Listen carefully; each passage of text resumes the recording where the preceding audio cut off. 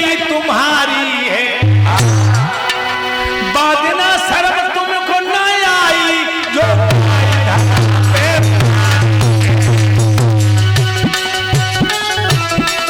बात नहीं पूछने आई।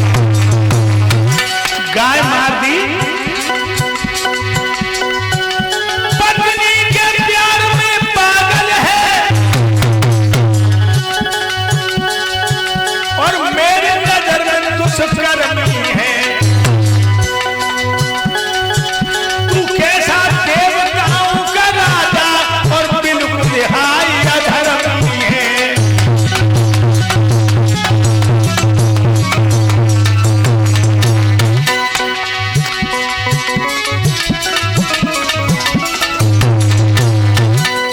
बादल हमें नहीं पूछा था जी, जादू तुमने गाय मारी महाराज। और जानते हो जी,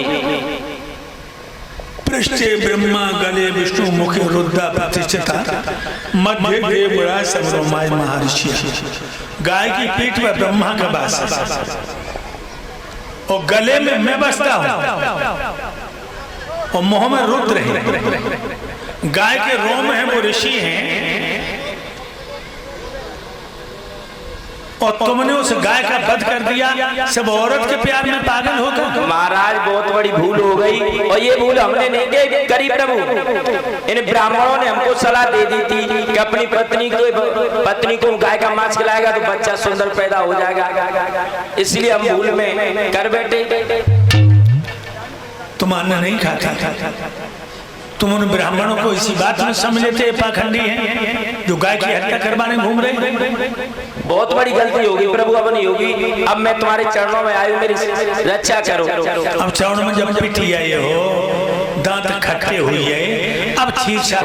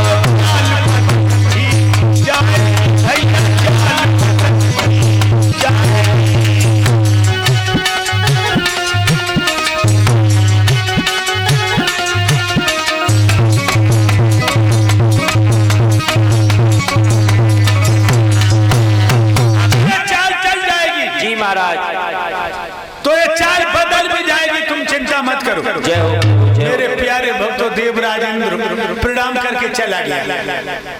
अब भगवान स्वाधीन ब्रह्म सच्चिदानंद फिक्र की चंगुल में फंस गए। मृत लोक में कैसे जाऊं? और जानते हो लोगों, संसार में आने के लिए एक नसैनी है, बस नसैनी के बिना कोई आ ही नहीं सकता। माँ जब जब जीव जगत में आता तब तब उसको मिलती माता, माता से है सबका नाता।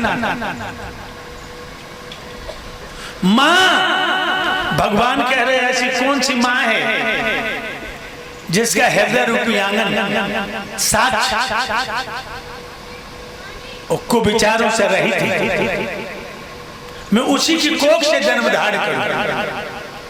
कौशल्या, सुमित्रा, यशोदा, देवकी, इनका हृदय रूपी आंगन स्वच्छ था।